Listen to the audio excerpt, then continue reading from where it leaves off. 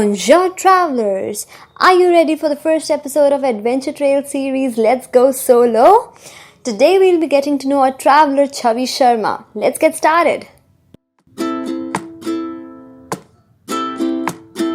You've been to Istanbul, you've been to Morocco, Egypt, Spain. I mean, I can't even talk about all of them because there are so many places as such.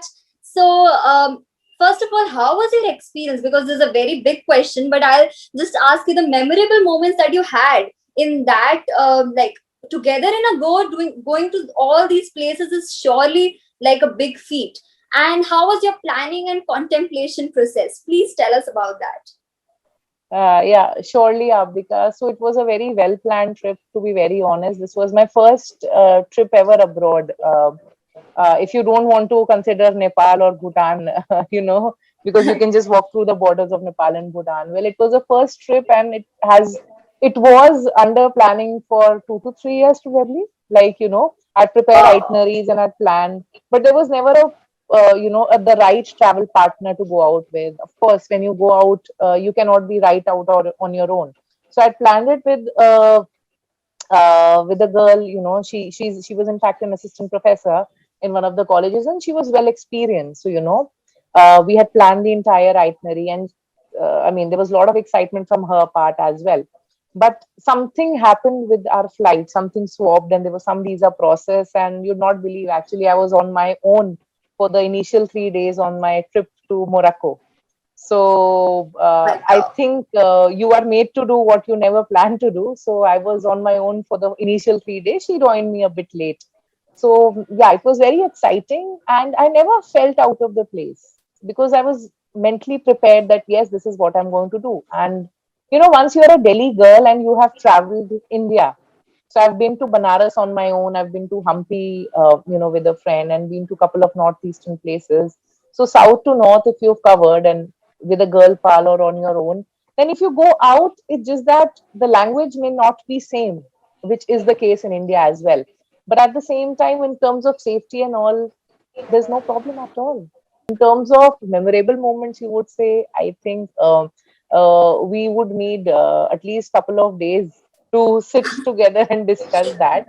We cannot precisely put that. But yes, one of them would definitely be going to Sahara Desert. I cannot even tell you in words how magnificent the sunset was there, or being on top of that Galata Tower in Turkey, or being in that hot air balloon in Cappadocia, watching all chimneys, the sort of structures that they are there in Cappadocia and Turkey, they're called as chimneys, the fairy chimneys, the way you look at that. Okay. Because in those times, people used to stay in caves. So they were like natural structures like that. So to, watch them over in a hot air balloon. So in the beginning of the trip, I was on my own, and at the end, also Turkey, I was on my own. Uh, uh, in between, I took a pit stop in Germany, Czech Republic, and Belgium. So yeah, it was a long, nice trail.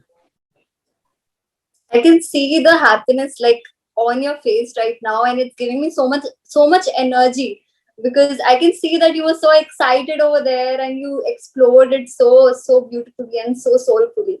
So, do you have any tips for the solo travelers? As you said, you solo travel to so many places. So, any trips, any tips for those solo travelers out there? Well, most of my trips have a framework. They may not have fillers, but they always have a framework, time of travel, where I'm going to stay. The length of the travel is always flexible. There's another point which I have always kept in mind and experienced it, is that whenever you're going out on your own, you make sure you stay in a hostel. Of meeting your own soul tribe. There are travelers from all across the world. So I remember sharing a bunk bed with a Brazilian guy, who had come to Spain.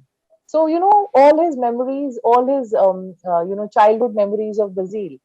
I remember being in Egypt on top of a rooftop restaurant, sharing quotes of Rumi with this guy from Pakistan.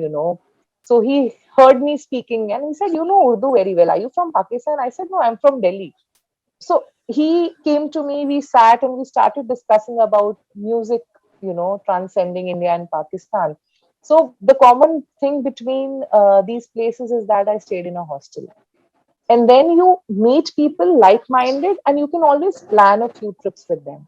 So might as well, anyone should stay in a hostel. That is another thing. I actually traveled to Egypt absolutely on my own, where at for few places I had to take cabs as well.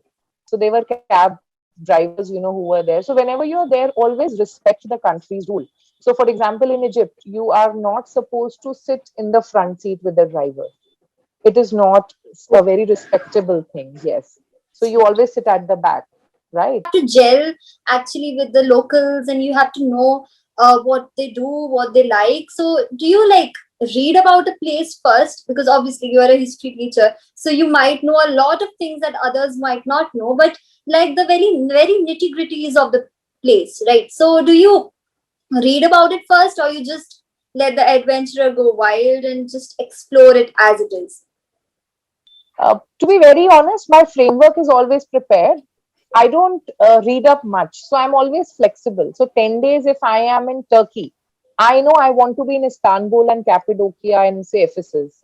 So if I go to say Istanbul, and so if I say like the place, and if I want to wander about for 2 days or 3 days or an extra day, then I stay there for an extended stay. So I always keep the days flexible, and somewhere or the other, yeah, the wild side of me always comes out.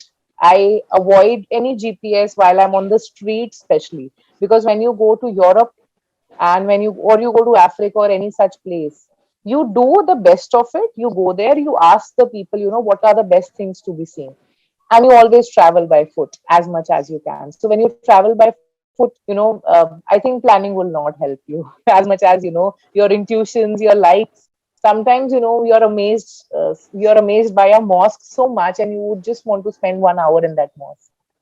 So that had happened with me. You come across a restaurant where you just want to sit and have a cup of coffee and just watch the sun go by. Just sun go down. That has happened to me in Morocco. Remember sitting at Jama Al Fana. There's a square called as Jama Al Fana in Marrakesh.